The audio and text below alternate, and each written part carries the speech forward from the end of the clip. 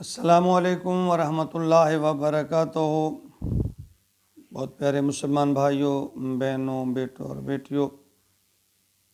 میں غلام مصطفیٰ اللہ اور اللہ کے رسول کے پیغام کے ساتھ اپنے چینل پیام اسلام سے آپ کی خدمت میں حاضر۔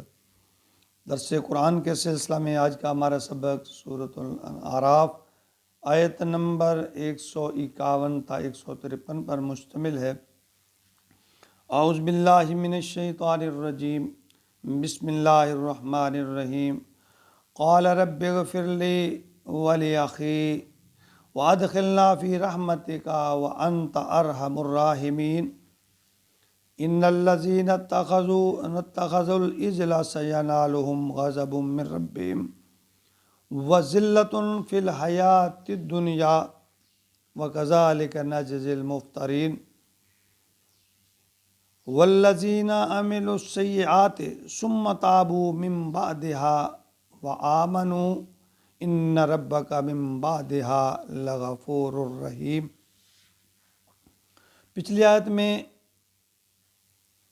بیان فرمایا کہ حضرت موسیٰ علیہ السلام اور حضرت ہارون نے جب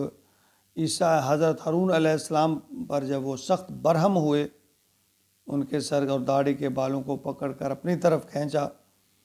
تو ہارون علیہ السلام نے عذر پیش کیا کہ یہ لوگ مجھے قتل کرنے ہی والے تھے، تو دشمنوں کے سامنے مجھے رسوا نہ کر، انہیں خوش نہ کر۔ تو موسیٰ کا غصہ ذرا ٹھنڈا ہوا، تو پھر انہوں نے اللہ سے دعا کی، قال رب اغفر لی ولاخی۔ جب موسیٰ علیہ السلام نے کہا، اللہ سے دعا کی، اے میرے رب مجھے معاف کر دے، میرے بھائی کو بھی، وادخلنا فی رحمتک، اور ہمیں اپنی رحمت میں داخل کر بخش دے، وانت ارحم الراحمین، تو بڑا رحم کرنے والا ہے۔ تو اس کے جواب میں اللہ تعالیٰ نے فرمایا، ان الذین اتخذوا العجل، یقیناً جن لوگوں نے بچھڑے کو پکڑ لیا، معبود، سینالہم غضب من ربہم، ان قریب ان کو پہنچے گا ان کے رب کی طرف سے، وذلۃ، عذاب بھی اور ذلت بھی، فی الحیات دنیا کی بھی ذلت اور آخرت کی بھی۔ اللہ فرما رہے ہیں جن لوگوں نے بچڑے کو معبود بنا لیا، بہت جلد ان کو میرا غضب اور دنیا اور آخرت کی ذلت اور رسوائی پہنچے گی۔ یہاں اس کی جو وضاحت ہے نا، سورۃ بقرہ میں آیت نمبر 54 میں اللہ تعالیٰ نے فرمایا، وَإِذْ قَالَ مُوسَىٰ لِقَوْمِهِ، اور جب کہا موسیٰ علیہ السلام نے اپنی قوم سے، یا قوم انکم ظلمتم انفسکم، اے میری قوم کے لوگوں تم نے اپنی جان پر بڑا ظلم کیا، باتخاذکم العجل، اس بچھڑے کو معبود بنا کر، وتوبوا الی بارئکم، اللہ سے توبہ کرو، اور اس توبہ کیسی تھی، فاقتلوا انفسکم، ہلاک کرو، مارو ایک دوسرے کو، قتل کرو، ذالکم خیر لکم عند بارئکم، یہ تمہارے لیے بہتر ہے تمہارے رب کے ہاں، فتاب علیکم، تو اس نے توبہ قبول کی، انہ هو التواب الرحیم، یعنی اللہ توبہ قبول کرنے والے۔ یعنی عجیب ہے، یہاں جو ایک بہت ہی اہم نقطے کی بات ہے، اگلی آیت کے بعد میں اس پہ تھوڑا سا روشنی ڈالنے کی کوشش کروں گا۔ والذین عملوا السیئات، البتہ جن لوگوں نے برے کام کیے، ثم تابوا، اور انہوں نے توبہ کر لی، من بعد، اس کے بعد، وآمنوا، ایمان لے آئے، ان ربک، بے شک ان کا رب، من بعد، اس کے بعد، لغفور الرحیم، ان کو معاف کرنے والا، بخشنے والا ہے۔ یعنی وہ لوگ جن سے اس غلطی کا جو مرتکب ہوئے تھے، تو انہوں نے توبہ کر لی، اپنے ایمان کی تجدید کر لی، تو اللہ تعالیٰ نے انہیں معاف کر دیا۔ یعنی یہاں یہ بتایا گیا 3 گروہ اس میں پیدا ہو گئے تھے۔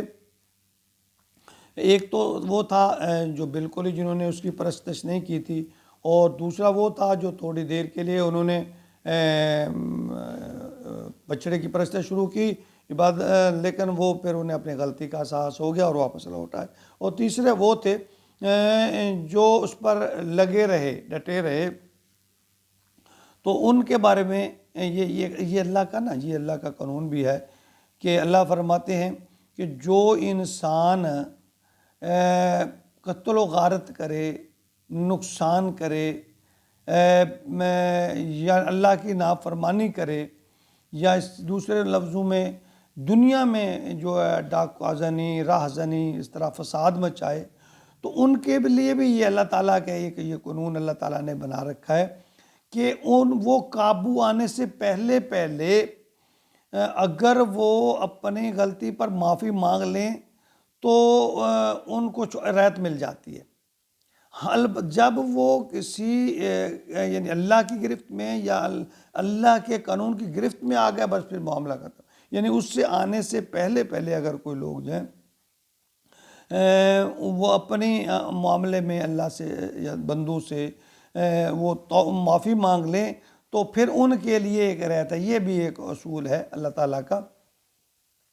تو وہ لوگ یعنی اس میں موسیٰ علیہ السلام کی قوم میں جب یہ ہوا تو ان کے لیے اللہ تعالیٰ نے یہ حکم صادر فرمایا کہ یہ لوگ قتل کریں، جو لوگ جنہوں نے یعنی پارسا تھے، جنہوں نے بالکل اس کی طرف رجوع نہیں کیا، وہ لوگ اپنے ہی رشتہ داروں کو قتل کریں۔ یہ بہت بڑی مشکل ایک معاملہ تھا، لیکن یہ قرآن پاک کی آیت نمبر 54 جو سورۃ البقرہ کی ہے، اس میں بھی یہ فرمایا گیا کہ یہ تمہارے لیے بہتر ہے، یعنی اس سے قیامت کے دن تو اس کا جواب دو، یہ تمہارے لیے بہتر ہے تم ایک دوسرے کو قتل کرو۔ یعنی کیسا اللہ تعالیٰ ہمارے جو شریعت ہے اس میں تو ہر معاملہ میں توبہ ہے، اور یہاں جو موسیٰ علیہ السلام کا جو قوم کا معاملہ تھا تو جو اس کا مرتکب ہوئے تو اللہ تعالیٰ نے ان کی توبہ کو مشروط کر دیا ان کی قتل و غارت سے، ان کو قتل کرنے سے، ان کو مارنے سے۔ یعنی ایک گروہ جو اس سے بچا رہا، محفوظ رہا، وہ گروہ اس گروہ کو قتل کرے جو اس پہ ڈٹا رہا۔ یعنی 3 گروہ تھے نا، ایک تو ویسے ہی بچ گیا، اس نے اس کی طرف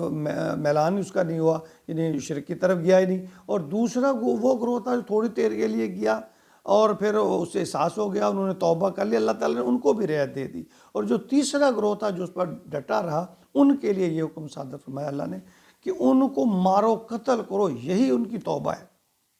کتنا سخت معاملہ تھا، اللہ تعالیٰ نے ہماری شریعت کو کتنا نرم بنایا ہے کہ ہر معاملے میں اگر ہم شرک بھی کر لیں، مرنے سے پہلے توبہ کر لیں تو اللہ تعالیٰ اس توبہ کو قبول فرما لیں گے۔ البتہ اگر انسان توبہ کیے بغیر مر گیا تو شرک جو ہے وہ ناقابل معافی جرم ہے۔ اللہ تعالیٰ ہمیں شرک سے بچائے اور توحید پر عمل کی توفیق عطا فرمائے، آمین یا رب العالمین۔